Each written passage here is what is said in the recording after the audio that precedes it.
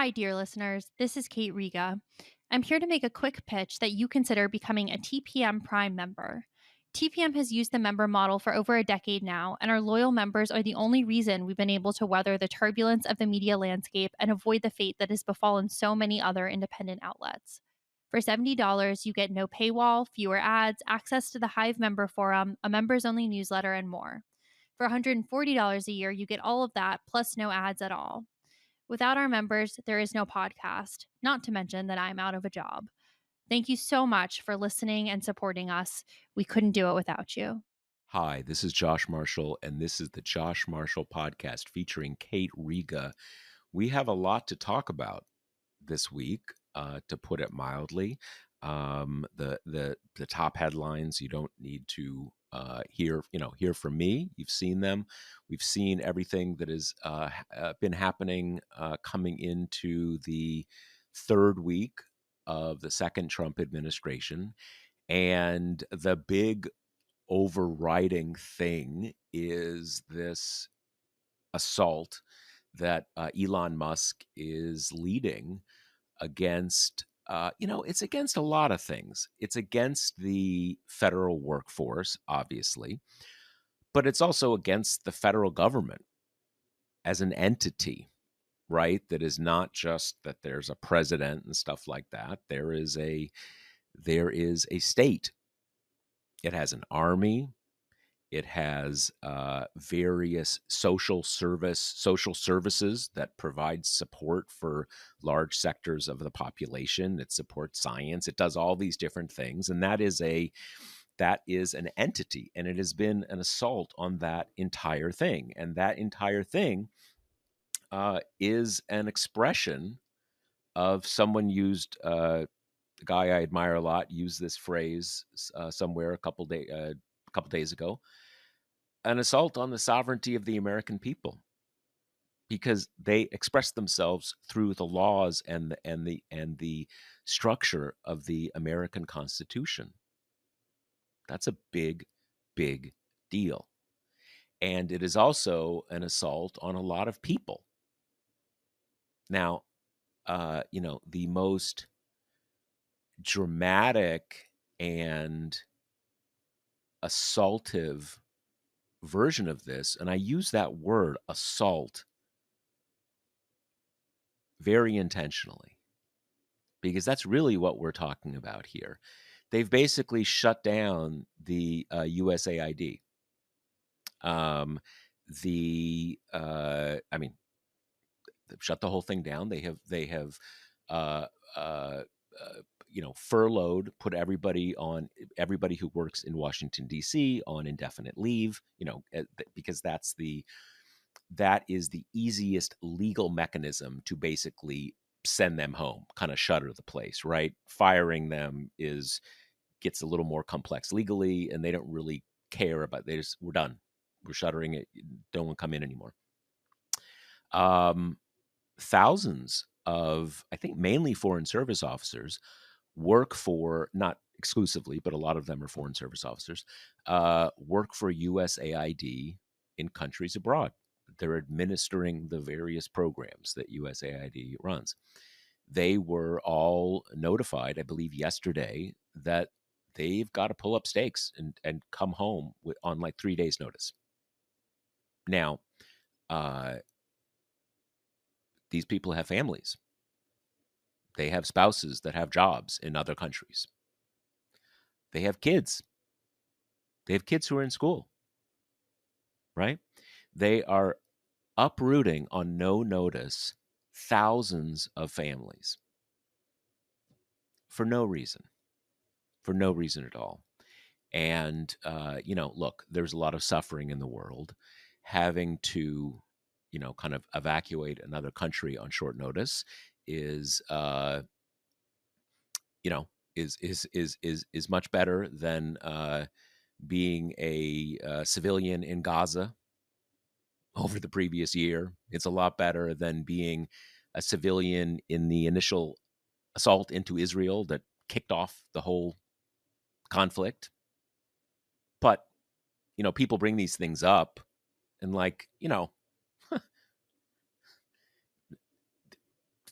that the comparison doesn't matter. This is gratuitous cruelty, which is a hallmark of Trumpism, as we know.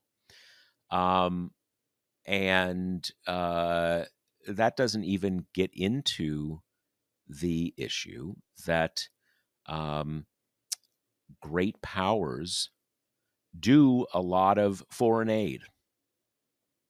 They set up hospitals in other countries. They do disease eradication. They help set up, civil society organizations. They, remediate plumbing. And that work tends to be done by people who've got a lot of sort of, humanitarian, that's their thing. They like going to, impoverished countries and helping. Obviously, the great power has its own interests. It wants to burnish its reputation and things like that, right? Um, but it tends to be you know, an overlapping of interests that has a lot of benign impacts around the world. And that has just been torched totally illegally, totally unconstitutionally, in as much as you have a budget. You have a budget that determines what the country does. That is determined by Congress. You don't have this kind of, Lex Luthor type degenerate freak wilding through the federal bureaucracy like this. So it's really bad. And we're gonna talk about that. We're gonna talk about a bunch of other issues. But Kate Riga, what the fuck? I mean, what do you make about of all this stuff? It's funny because I've been reflecting about why things are worse than I anticipated. And it's Elon Musk. Like, I keep coming back to it, because we had a sense of his involvement from the campaign, of course, but then he was just kind of like an edgelord poster, right? Kind of the biggest tangible things he did was throw a gajillion dollars at Trump's campaign and then make Twitter an overt PR arm Like an for the organ Trump of campaign. Trumpism, yeah. And that was a big deal, right? Like, but both of those things were easy to anticipate because he's a really rich guy and he owns a social media company. So you didn't really have to be a genius to kind of foresee the way that would fall.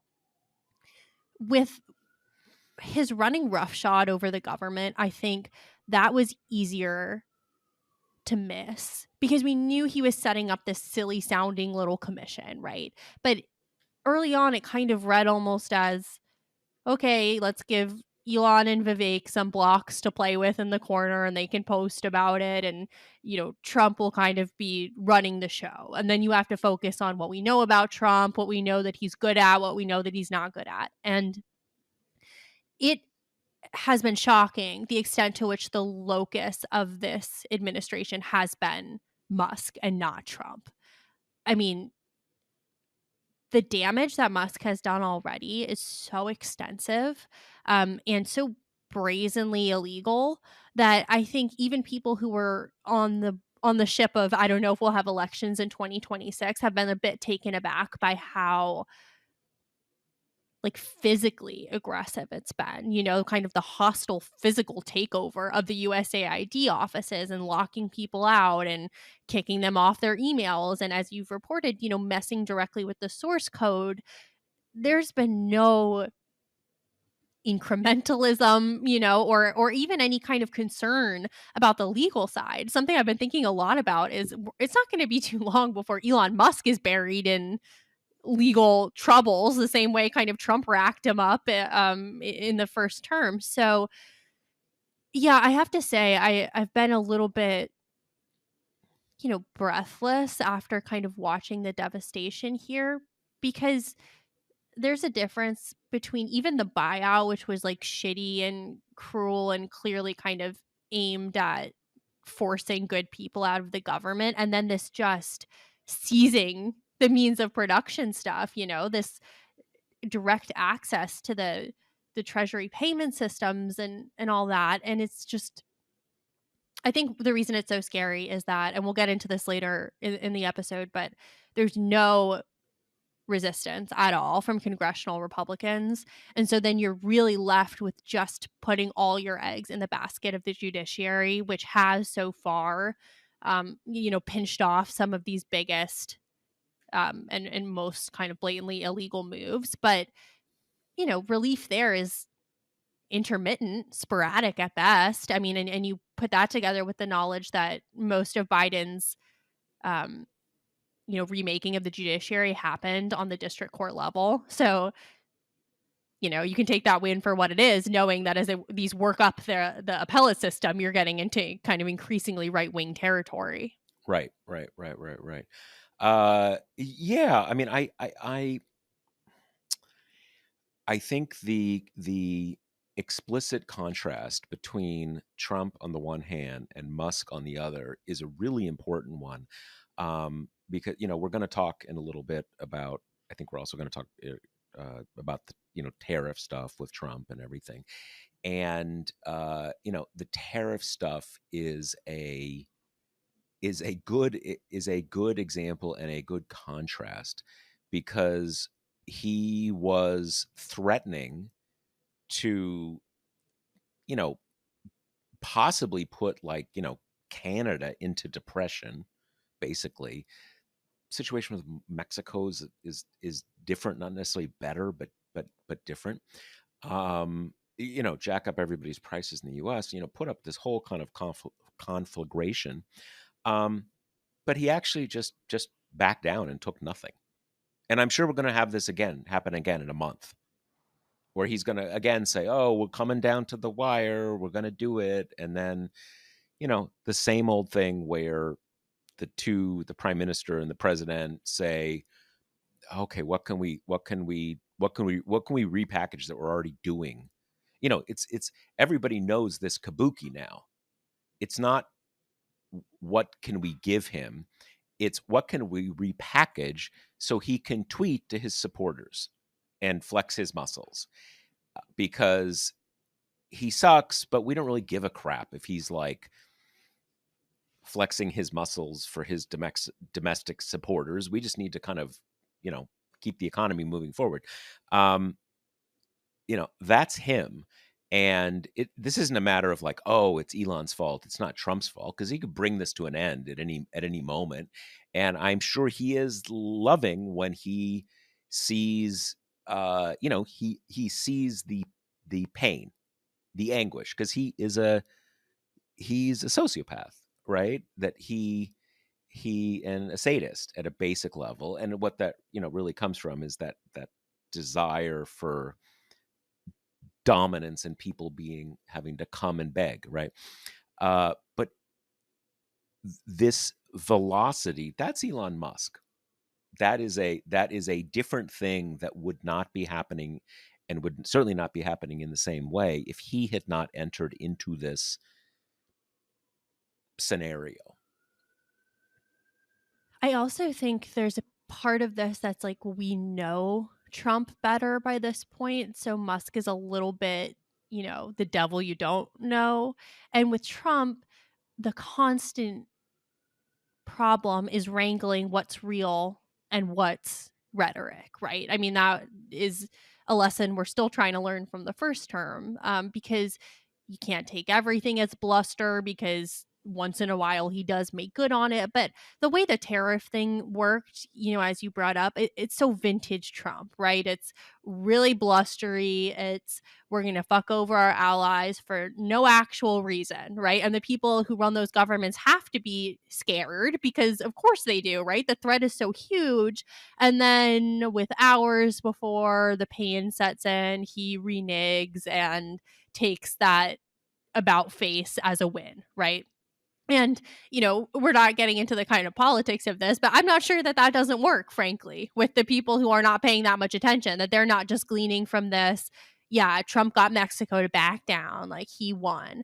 But at least we know that dance. We know the way that it goes. You can predict it on some level. But with Musk, a lot of us don't know him as well. If you're Yeah, not that's a really good coming point. That's a from really good point. reporting like in the tech sector, you have a much less deep knowledge of the way he operates. And then you can look at what we know, we as in the politics sphere, what we know most about him, which is the way he kind of took over Twitter and cut a bunch of people and immiserated the rest and still is making no money off of it. And you can kind of glean from that, like, well, not uniformly successful in his endeavors up till this point, right? And he knows even less about the government. So in that way, what I think has been most surprising is the way that he has like correctly identified these kind of pinch points in the Yep. government, Yep. including in these little known organs, like nestled within treasury and everything like that. Um, which is not to say that I think he's like demonstrating some great savvy. It's just that he is showing that he kind of knows how to break things a little better than I Mhm. thought he would. And then Mhm. coupled Mhm. with just the free reign, right? Like the idea that nobody is stopping him at all, and we're kind of left to put all our hopes on the backs of these career civil servant people who kind of are seemingly trying to mitigate the damage where they can and being forced out where they can't. And that is what's so scary, because it's happening really fast. And as I said with the courts before, even in a judiciary that isn't so infiltrated by kind of MAGA judges, there's no way that courts can keep up with the speed at which he's breaking things. Yeah, one point this came up. I was talking with one of our colleagues earlier today that I think it seems like a small part of the story, but it's actually over time it's a pretty significant part of the story. Um, I was talking to someone yesterday, and because it came out last night being Tuesday from when we're recording, Tuesday, February 4th, that now they're doing this with the CIA.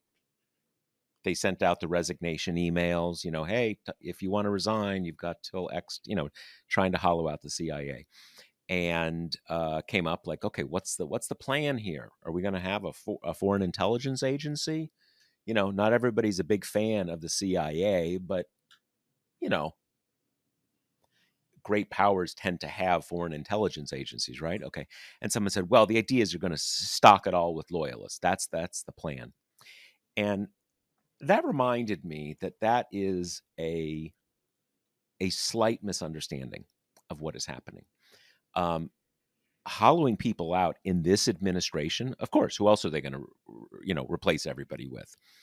But what is really important to see here is that, and this may become more important over time, perhaps even quickly, you've actually got three separate groups operating right now within the Trump administration.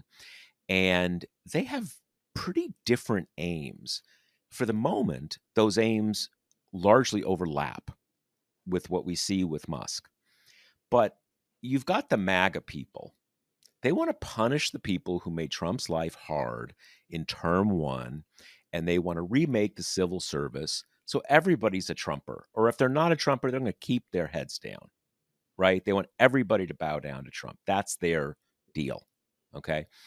Then you have, and that kind of overlaps a little with just, kind of longer term Republican thing of wanting to, politicize the civil service and all that kind of stuff. Okay. Then you have, and this is that, I think that Russ Vogt guy, I don't know how to pronounce his name, who's going to be at OMB. That is a group that has both roots in the evangelical world, but also certain parts of the non-evangelical Trump era right, which is basically we need to take control of the state and we are going to retraditionalize American society by taking hold of the state, right? Kind of like we've lost the culture war on things like abortion and you know uh, uh, feminism and all these different kind of things. We're going to again take control of the state, and we are going to like a cultural revolution, re-traditionalize society. That's another group. And then you've got Musk, who on their own, I don't think those kind of things really even are on his radar. He wants to come in, radically hollow out institutions, what is the absolute least money you can run them for, get them run by people who are, you know, uh, in the kind of the tech mentality, and get a lot of AI and just sort of kick ass in their mind, right? And so for right now, the the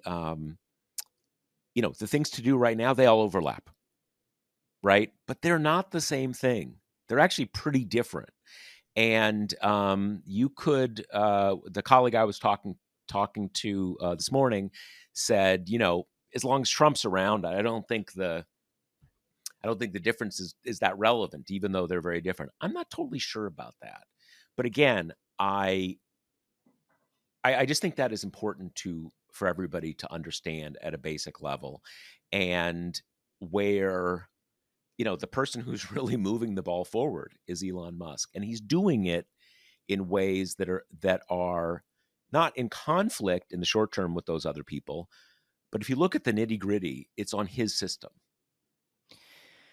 Totally. And I think that is also revealed by which organs they've kind of gone after first, right? Like you have foreign aid, which all three of those groups Yeah, despise and mock, right? And for what it's worth, that's also, I think, a broader political winner to some degree because uh, Americans have always absolutely, hated foreign aid and they absolutely. It's a big, always, yeah, and they political vastly, vulnerability. Yeah, right. And they vastly overestimate how much of the budget it is. That's old kind of long time conservative stuff. yeah. And that kind of, it follows when they're now going after education and they're now going after labor. And to the degree that they're messing around in treasury, it's seems pretty explicit that the ultimate aim there is to be able to just cut off the spigot for, groups or organizations that are not aligned with the kind of MAGA aesthetic.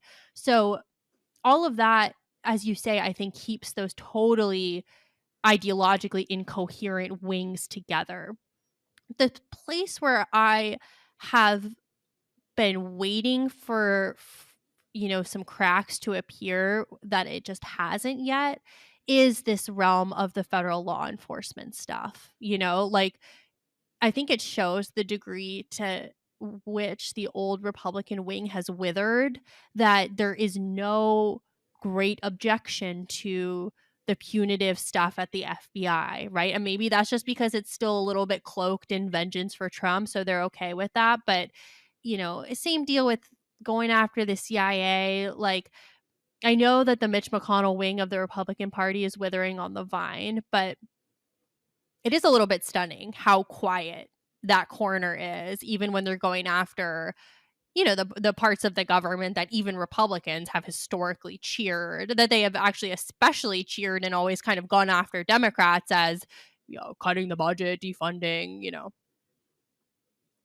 Defunding the police, Exactly. the Yeah. federal police. Yeah, Right. yeah. No, I think, well, one part of that, I think, is that, we have done sort of, the old, pH strip tests, right? We've sort of Mhm. done that with the nominees, Yep. because with each of these nominees, we have, maybe not Kash Patel, but we've certainly seen it with Hegseth, and we have seen it with Gabbard, and we've seen it with Kennedy. And that is that on the first run, you get some handful of Republicans who say, "Hey, I don't know if I can get there." It was Joni Ernst, it was Cassidy with Kennedy. There was, oh God, Maybe Todd Young with Gabbard. yeah, Todd Young with Gabbard. And a lot of these people, these are not like, not Murkowski or McConnell, right? I mean, a lot of these people are pretty out there, right? And if you think about it, Trump is not new to anybody, right? These people know there's, you know, you're really you're going to make your life hard if you even kind of say, if you make any problem at all, you're really taking on a lot of unnecessary grief. So we know in each of those cases, these people must have felt pretty strongly about it because again, they know Trump. Joni Ernst knew when she was talking about that, like, oh yeah, she's not thinking like, yeah, Trump, he knows I know these issues. He'll understand. I'll have a heart to heart with Trump and kind of explain. No, of course not. So these are people who clearly felt really strongly about this stuff. And with Cassidy, he's like a doctor, right? And I guess he at least said he's done a lot of stuff with like, immunization and stuff. I have no idea whether he was just a, general practitioner doing kind of the stuff your normal but they felt strongly about it. And I think what clearly happened is not the threats from the kind of threats on term one, which is just Trump's going to like dump on you on Twitter and, kind of make you like Romney or something like that. I think it's additional things. One is we are absolutely going to primary you. And if you're thinking about money, Elon's the richest person in the world. He's happy to drop $100 million into your primary. So like, think about that. And Elon will make Twitter, anti Joni Ernst central. He's going to go off on you nonstop. And all of those kind of,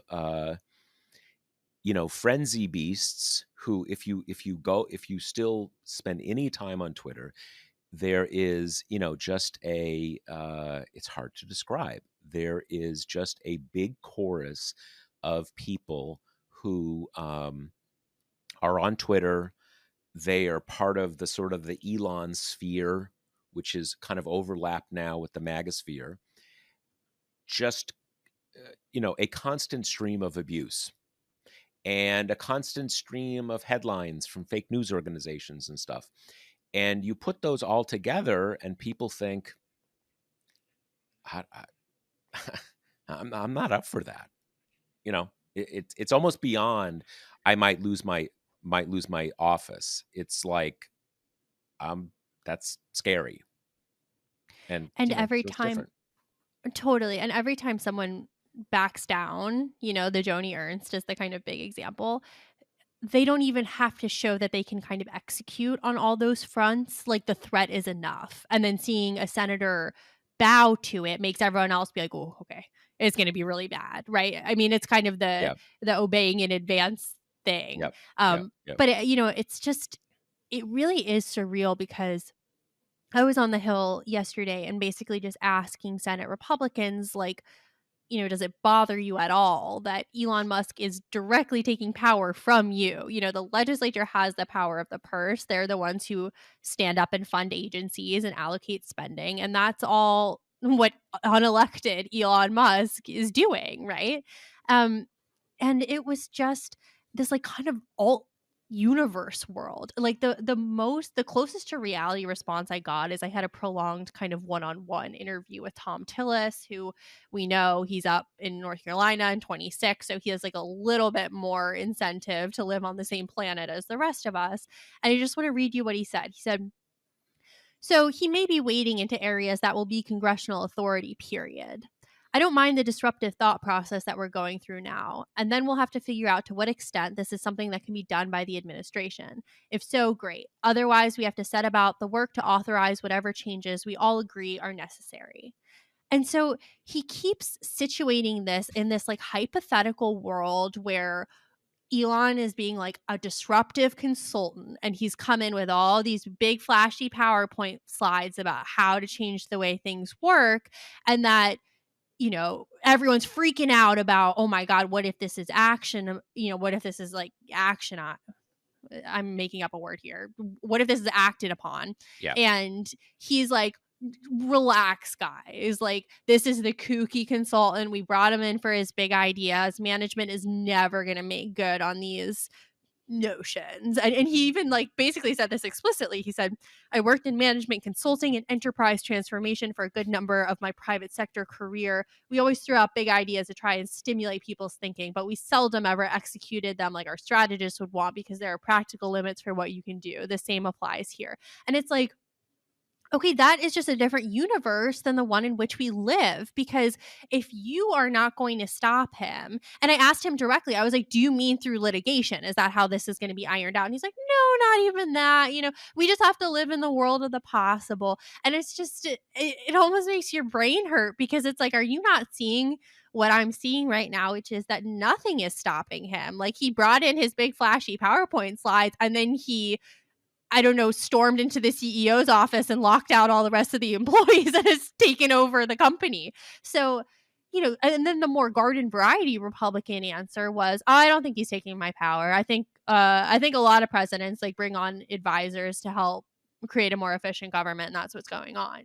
So it's just the fear is really palpable, and it's just to a degree where there is nothing that they can say that both reflects reality and won't make them an immediate enemy of Trump's. And I mean, and that ties into the nominees thing you're saying too. Like, there is just any sort of Republican resistance has completely collapsed. And you have got to think that that is partially just because the party is so much more Trump's now, even than it was first time around. But then you couple that with a man who's got endless amounts of money and the attitude of like a vengeful 15-year-old that is just, even the ones who have something to risk from the electorate are like, no, it's fine.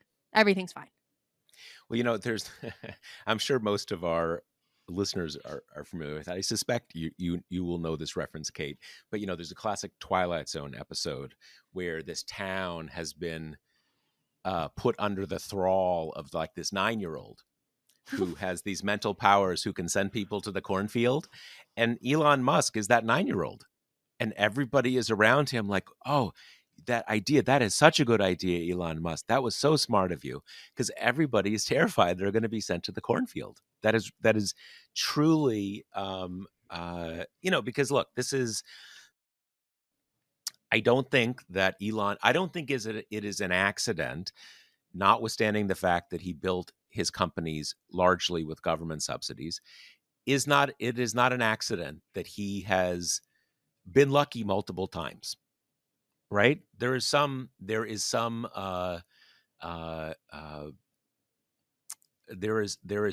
a knack for something that he has.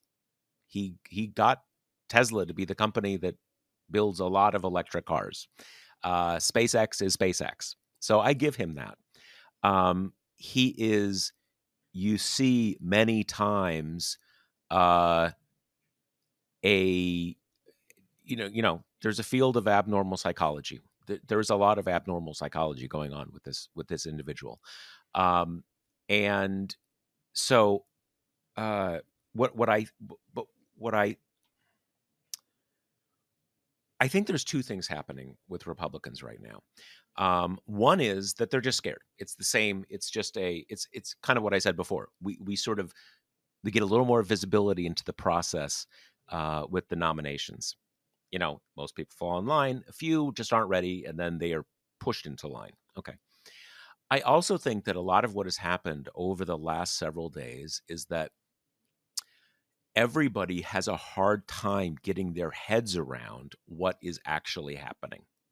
And I mean that at a really basic level. I'm not excusing anybody, but I do think there is a level of denial, even among a lot of Republicans who, once they understand it, will say awesome. But I think they honestly haven't been able to get their heads around what is happening. And that is partly made possible by this stuff is all being done in the dark. I had a piece yesterday that, kind of went viral. Things don't go viral as much as they used to because social media companies don't send people to links. But the story about this kid, even you can call him a kid, Kate. Even you're older than this kid, right? All right. Who's literally rewriting the code on the kind of the government payment mainframe at the Treasury Department, right?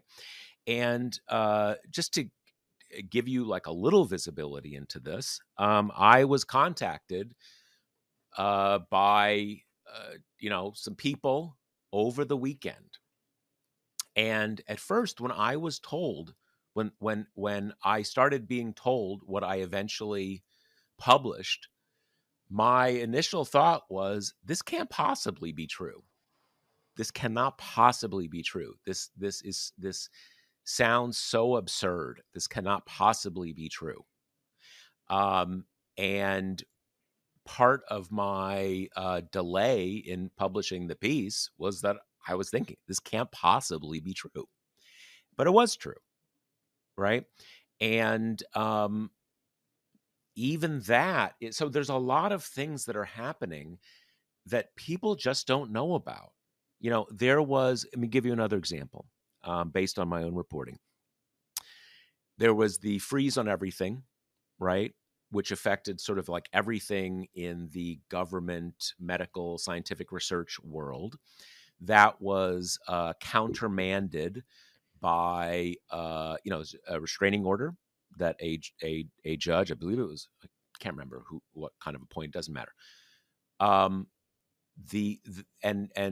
guidance went out. Okay, we got to freeze the freeze, right? But the whole medical research part of the government is still frozen. It is not explicitly frozen with current ongoing research trials that are being supported by the federal government. Like if it was already happening in theory, it's now back to still happening. But there is a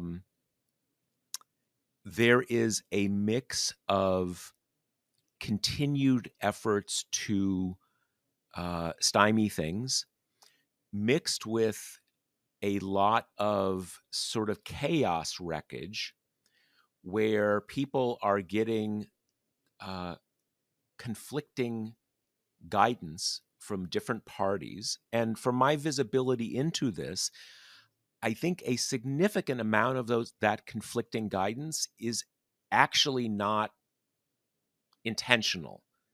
It's so many things were broken so quickly, it has been hard for just to kind of get back on the same page. Like, what are we doing? Can we do this? Can we do that? Is that under the freeze? Is that not under the freeze?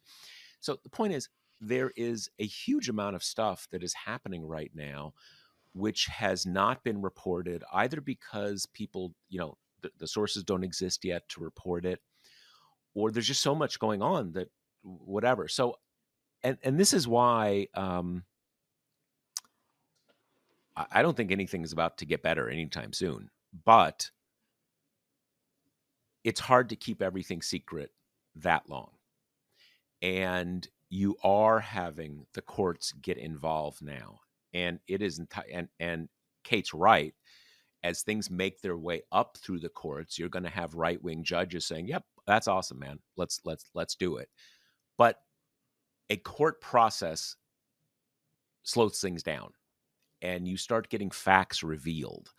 And that is, look, these are the trenches that we as citizens of a democratic republic are going to be in for a while. And that is going to slow things down, and people are going to get more of a sense of what is happening. And that will, generate new facts, right? And so we are not going to be in this moment forever. The next moment is not going to be dramatically better, but we will have more visibility and somewhat more tools. The shock of shock and awe does not last forever. And that's kind of where we are. We're kind of coming out of the shock, and we have to kind of see what we'll do next. So this is a good segue to the Democratic response, which I to me, they've revved to life this week in a way that we haven't seen up till now, which is not to say nothing to criticize, but they seem to have gotten off the mat a little bit, and I think having Musk as a primary antagonist has been helpful because you don't have to wrestle with the whole, well, he was popularly elected, this is what the people wanted, because nobody wanted Elon Musk, right? And we're already kind of seeing that in the precipitous drop of his favorable ratings in the polls. And it's just so much easier to smear him as an unelected billionaire, right? He's got his grubby mitts all over your social security number. So all of that together has kind of mobilized the beginnings of the Trump 2 resistance, right? And so we've seen that in individual ways through you had Brian Schott say he's going to inflict maximal delays on all the State Department nominees until the assault on US aid stops. They're trying out new kind of gimmicks like going to the shuttered offices and having protests slash press briefings outside, which I think is smart because it makes a kinetic image for TV. There's inherent conflict. They're Yep. trying to get into Yep. the building. And then you have, when I was on the Hill yesterday, I went to a joint presser with Schumer and Jeffries, which was nominally to kind of unveil the legislation to keep Musk out of the Treasury payment systems. And they called it Stop the Steal, wink, wink, funny. Um, and a bill called Stop the Steal in a Republican dominated Congress, that's not going anywhere, right? But it's kind of funny. It's going to generate some amount of attention. And then they used the press conference to outline the strategy of democratic resistance. And Schumer kind of ticked through them. He's like, we're in the minority, we only have so much power, but here's what we can do. And he said, one is outcry, right? Like maximize the amount that the public knows. And I think this is why your point, Josh, about the court slowing things down is really important, because you need time for this to permeate the levels of American citizenry that don't read the news every day. So that's one. Two, litigation, right? Obvious. And he said that congressional Democrats are kind of working with the organizations that are filing the lawsuits to the extent that they can, right? Passing along information and people to talk to. Three, he said conduct oversight. This was the first kind of little new interesting nugget because he mentioned doing shadow hearings specifically, Mm-hmm. Mm-hmm. which I think, we've talked about this before. That's really smart, right? That's like a good way to both generate attention and to at least pretend you're doing oversight when you don't have any gavels. And then the last is legislation. And he said, they don't need Democrats to do appointments, but they do need Democrats to do what is essentially the nuts and bolts of funding the government, right? Yep. They are not going to Yep. be able to pass spending legislation without Democrats. They're not going to be able to raise or suspend the debt ceiling without Democrats. So there are upcoming points of leverage and that Democrats seem very aware of and seem poised to exchange their votes only if the blatant illegality stops, So I thought that was all pretty encouraging, and is at least a different version of the party than this one that was like totally just buried in overwhelm and demoralization, right? I think Musk emerging as the antagonist has given them someone to rally against, and it fits neatly enough into the kind of economic angst stuff that they really want to do that I think they see it as a seamlessly fitting into the whole and your egg prices are higher, right? No, it is absolutely true. One of the things coming out of the last cycle was, democracy versus cost of living, Right. right? And fundamentally, these things are not separate, but they don't always perfectly come together in political slogans. But as you just said, and as a lot of us on the outside have been saying, they they come together kind of nicely now. And one thing, there was, I think it was an AP poll, I can't remember, maybe it's a different pollster. One of the polls that came out right after President Trump was reinaugurated was one that kind of looked at Trump, looked at billionaires, whatever. And one of the questions was, do you think it's a good idea that the president is advised by a number of high profile billionaires? And the response was 12%. 12% of the population thinks that's good, you know. And I, along with many, many other people, have tried to make the point over the last couple months, if you're a party that feels like you don't have a lot of populist traction, having the president kind of say, we're now team billionaire. I'm going to be advised by the billionaires. Man, this is your opening. You might as well have everybody dressing up in those, like, Monopoly guy suits, right? Right, the whole thing. And Musk, he's unpopular. Not just and not He's weird. He's really weird, right? So there's an opening there, and the big there's laying out the categories of things you can do, and then there's executing, right? And we got to see, and it'll, I think, require pressure and all this kind of stuff. But the categories that they laid out, and which you just, explained, are right on the bullseye, because they're in the minority. There's not a lot of power Democrats have, but there is this one very, very big power, which is you got to pass a budget. And these guys have narrow majorities and have their Republicans. They cannot do it on their own, and they absolutely cannot do the debt ceiling on their own. And those are things that Trump is going to have to come to Democrats and say, we need your help.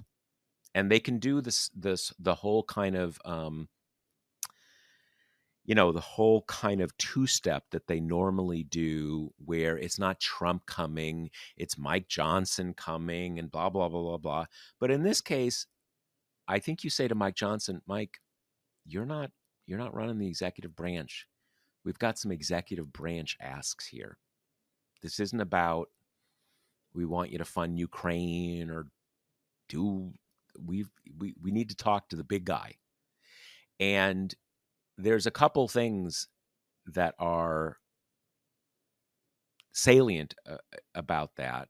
And a big thing that is salient is what has shaped the whole moment that we've been in for the last 10 days is that not only are Trump and Musk doing all these terrible things, but we have the constant visual of these two guys are at the moment all powerful. They can literally do anything, and no one is stopping them.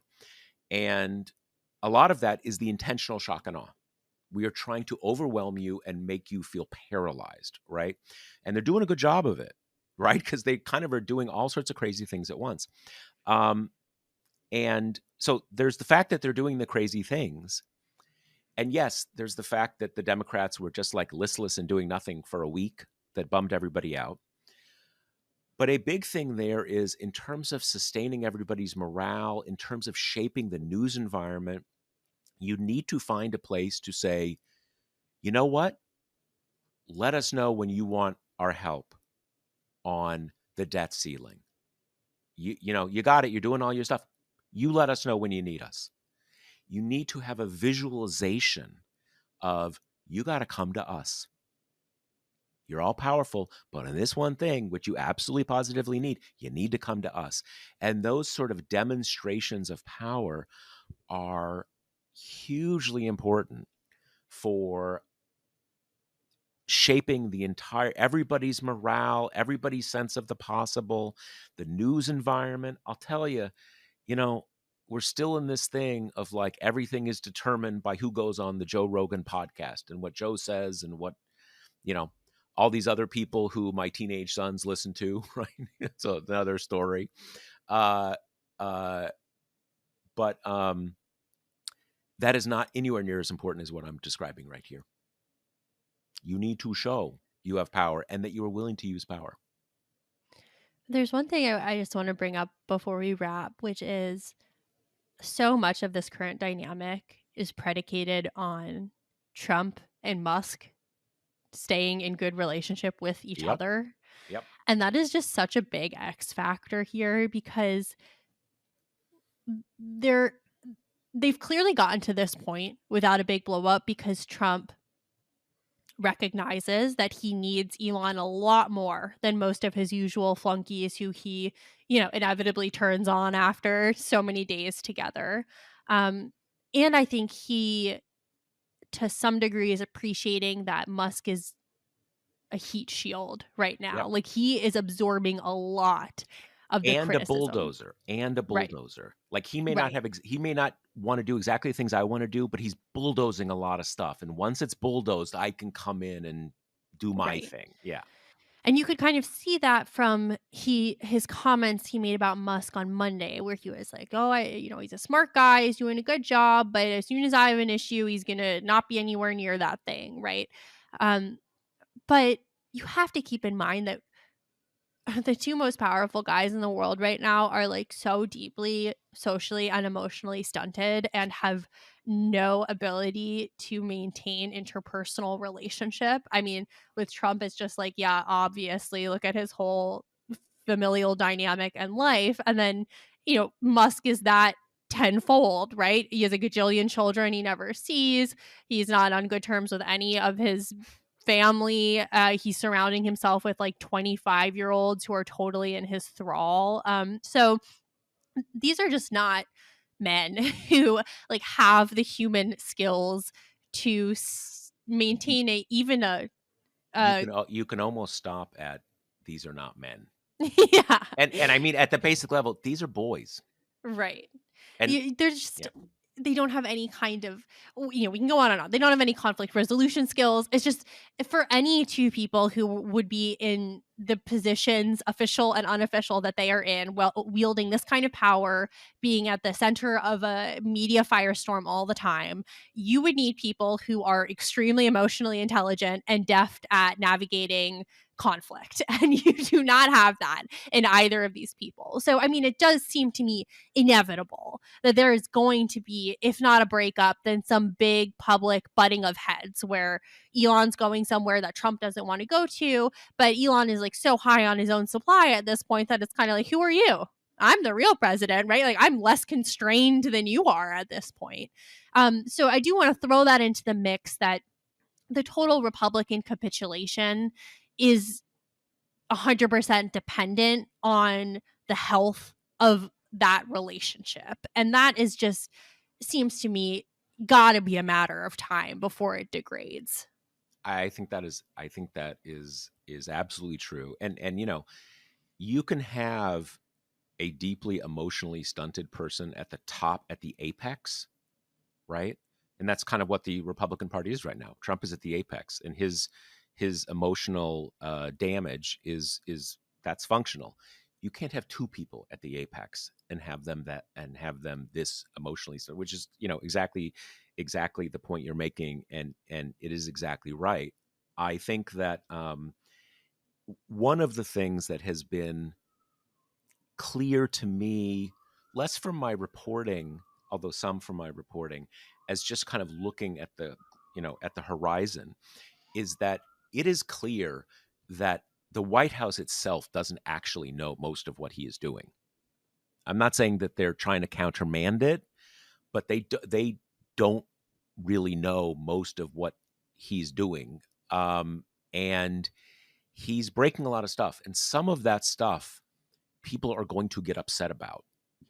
And then he's Elon is going to be holding that bag, and Trump will want to get away from that bag. Look, they obviously have a lot of reasons to, as much as there is, what is it, centrifugal and centripetal forces. I mean, there's both. And there's one of these things where, what is it, like an atom is held together by this mix of centripetal and centrifugal forces, and if that gets out of line, you have like a chain reaction. And physicists out there, please, I know it's a little more complex, but work with me here. It's something like that. So they've got a lot of interest to stay together. But one of the things about the politics here is that, as we said, as much as a crime and a national shame that we will not live down for years or decades, what is happening to USAID, politically, foreign aid is never popular. It's not. we can hold in our heads both things at the same time. So Democrats are going to have to be smart about entering the political fray on the key vulnerability points. Kate made the point, a very good point, earlier in the episode, that Musk has been very good at seeing where the power nodes are. That mainframe at the Treasury Department that pays 95% of the bills of the federal government. I mean, it's almost like this is from a bad TV show that such a thing exists, but it does exist, and kind of there has to be a machine somewhere paying them. This is how it works. We found out how it works. If you hold that, man, you've got that's where the power is. Democrats have to be just as smart of knowing where the political pain points are. One pain point is these guys now have the power, literally, to take your name and cut off your Social Security check. They haven't done that, but they do. They literally have that power. And they currently have the visibility into your personal financial records. And when I say I mean everybody. Have you ever had a tax refund? That's what I'm talking about here. People don't like hearing that about their Social Security stuff. I'm actually in the process of reporting this out, but I know for a fact that one of these kids has been given full access and visibility into every computer system at HHS. That includes the Center for Medicare, I remember the exact name, Medicare and Medicaid Services, I believe is the exact thing. Runs Medicaid and Medicare. Your medical records. Do you have Medicare Advantage? Any of this stuff?